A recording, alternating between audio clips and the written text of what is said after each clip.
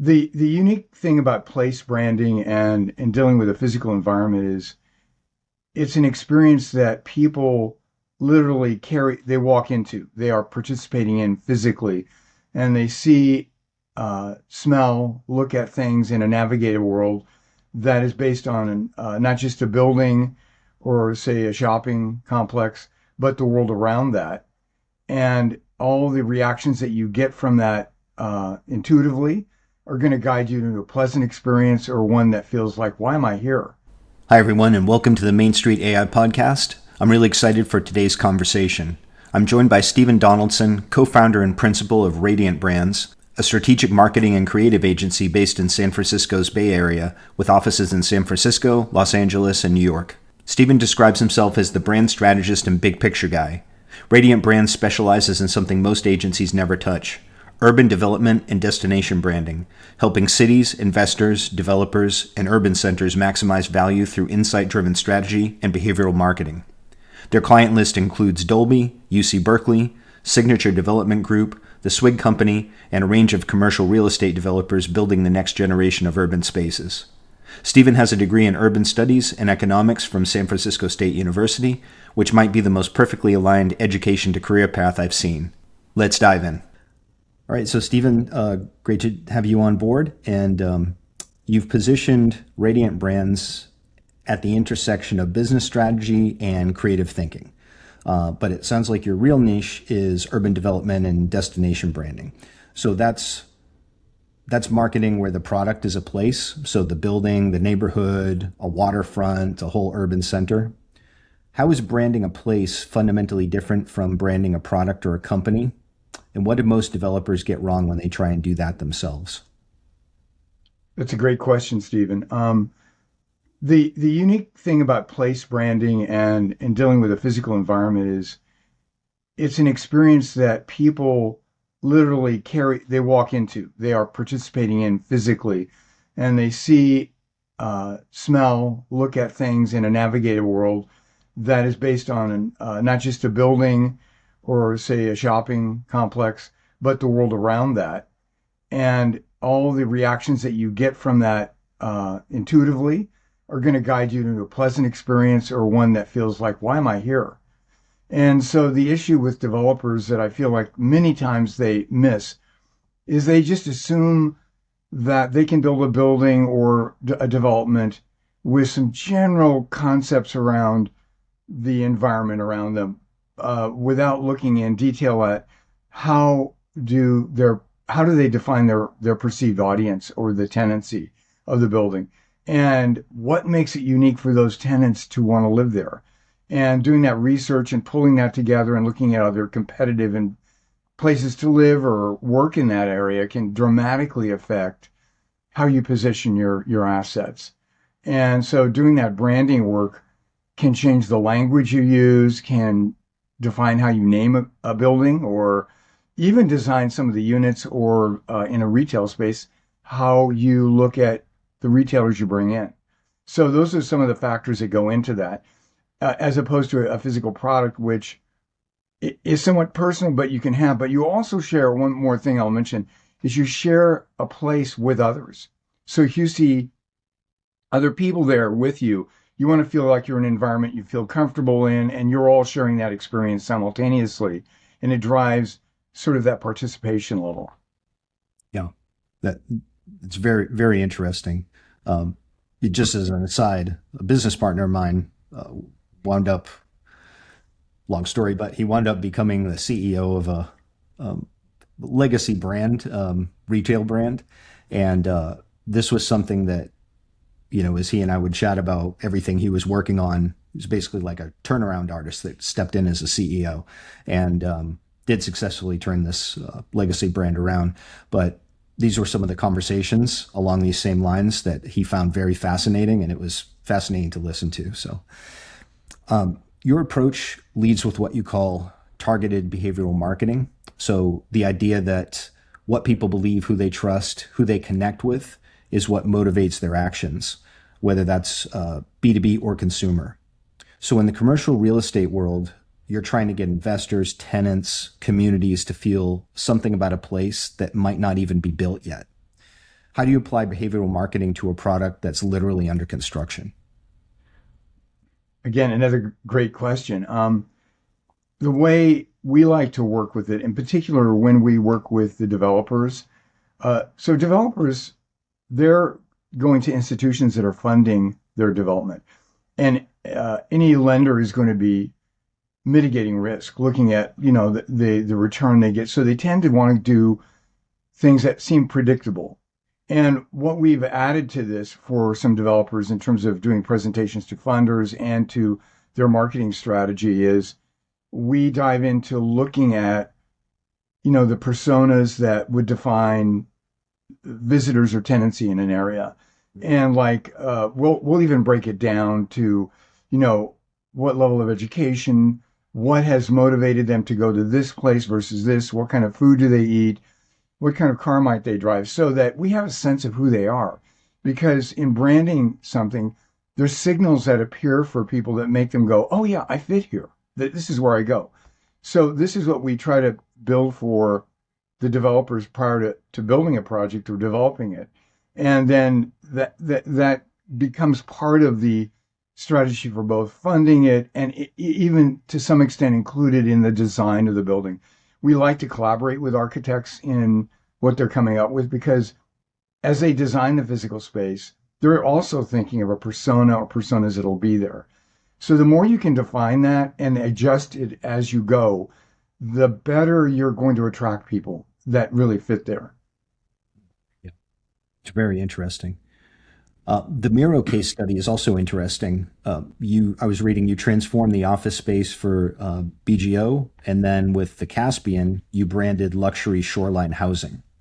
So these are very different value propositions. There's commercial office versus luxury residential. Is there a common playbook for place branding across these different asset classes, or does each one have a fundamentally different approach? I'd say they do have a different approach. I mean, just to talk a little bit about Miro, move-in ready office, the dilemma they were running into after the pandemic was up to 20%, sometimes 30% vacancy in many of the office buildings in Manhattan and some in Boston that they owned. And as we worked with them, they had hired Gensler architects to come up with a modular system of, basically being able to pick from these modular systems and then build out your office and move in. Traditionally, what would happen is if you're renting an office space, you hire an architect, an interior designer, you get the permits and all this. So this took a ton of time off the process. And it gave them an opportunity to create sort of a showroom component to buildings where they could show these options you have and in defining how much space you want. And that the biggest part of it that worked for them is it engaged tenants, commercial tenants, in ways that they never thought they could be engaged when they wanted to look at moving. And getting them in the environment already was half the goal.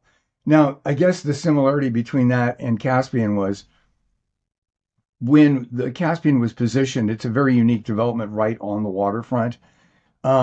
The whole positioning, that building is not significantly different than other apartment buildings or multifamily housing. But the fact that you can have an experience being on the water was one of the attractions to get people to come there to do a tour.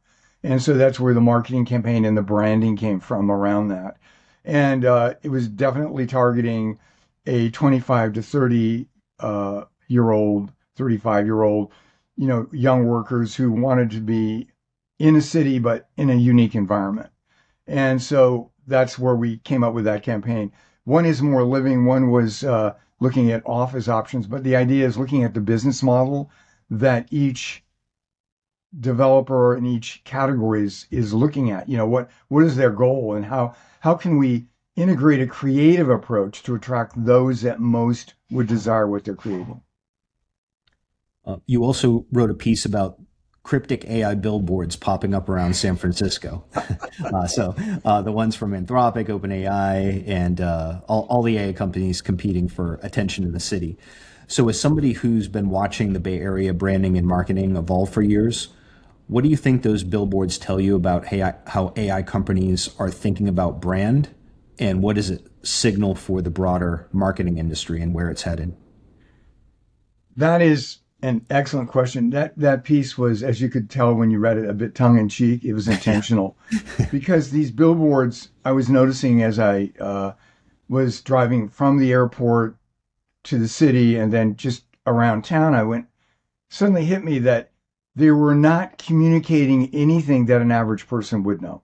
Mhm. And so diving into that, I just really it's a typical of the startup world that the San Francisco Bay Area is in. We've gone through this multiple times when companies are heavily funded in a category, and this is, AI development, AI agents or software that may be targeted to specific things.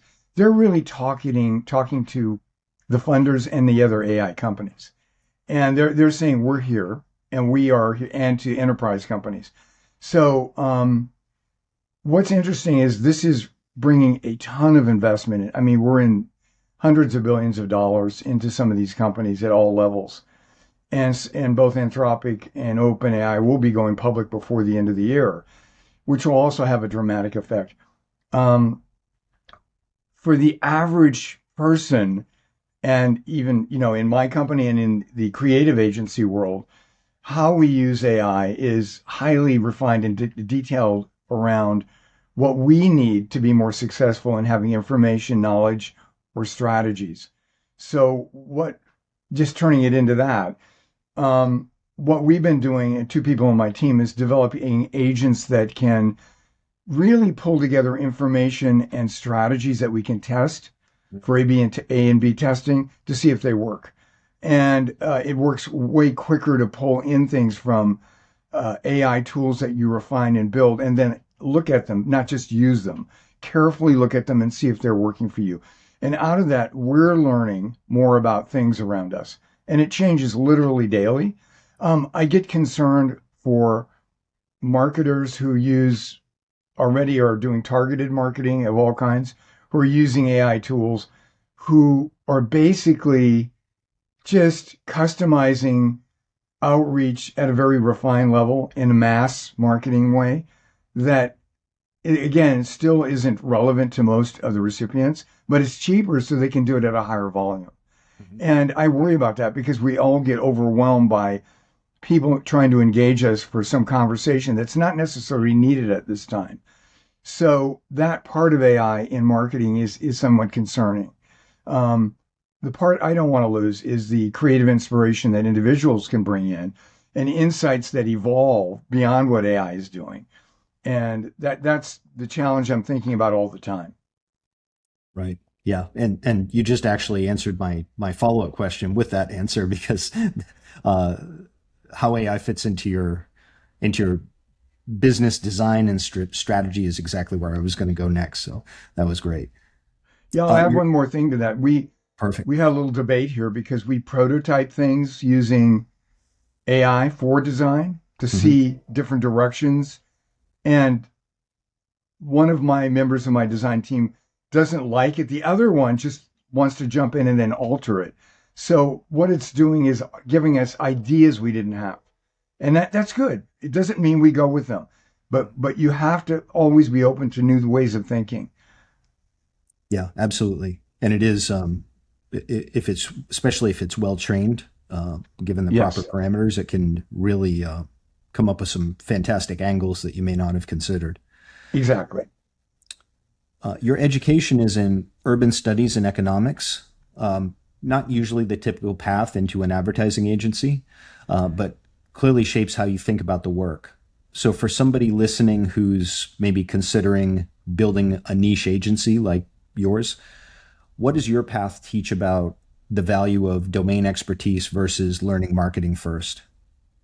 That's a great question. I feel there's so much to be learned from certain kinds of domain expertise. I mean, the fact that I started off in basically urban planning and development and have an economics background allows me to look at how, business operations work. And how our clients think in terms of their business strategies and their incomes they want to generate. The fact that I evolved into first a creative design agency and then to marketing, it came full circle because I realized I had domain expertise that I could bring into a creative agency with a focus in an area that most people wouldn't go into. So I would never discount people who come from a variety of different educational backgrounds who may want to move into marketing or creative. The best designers and writers I've had have broad expertise in areas I never thought of. And that shared expertise just adds more to the sum of the parts for the agency. And the more I can see outside of my thinking with other people, the better we're going to be. And the other way our agency works is my ideas aren't always right. I want them to be challenged so that we come up with the best ideas and test them with our clients. Excellent. And also interesting, Radiant Brands operates across San Francisco, Los Angeles, and New York. So those are three of the most competitive and expensive real estate and marketing markets in the country. How do you position a boutique agency against the large real estate marketing firms and holding company agencies that also operate in those cities? It's, I would say it's very challenging. It's about connections that I've made over Mm. time and having certain levels of geographic knowledge on the markets in New York and in LA. Regionally, I'm somewhat obsessed with cities and geography. So that brings something unique to it. And then how we approach things from a strategy point of view first has been a couple of reasons why we've gotten some clients. They want to not just get creative, cool things. They want to know why we did it to help them understand the positioning they're going to take with their buildings or their multifamily structures they're building. So, but it is a challenge to compete with these very large firms. It makes sense, though, that you do have a unique perspective there. You've watched San Francisco and the Bay Area go through massive cycles. So there's been the .com era, the social media era. Now we're in AI. Commercial real estate is being reshaped by remote work, by AI companies taking over office space. Urban patterns are changing.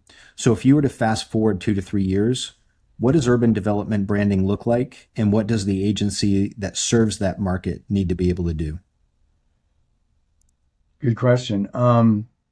I think 2 to 3 years from now is almost like 20 years from now, how fast Right. things move here, particularly with these very large funded companies that as people exit some of these AI companies that have been funded and their teams, they'll start their own companies. Mm-hmm. So that's going to continue to have an aftermarket effect, which it could be both positive and negative. One thing I've seen that is really driving things in San Francisco is no matter what, how many people want to work remote, when you're growing a company quickly, having engagement on site multiple days a week is extremely important because meetings can be random to make a change in how you're doing software or what you're developing. That is also there's another thing going on in San Francisco.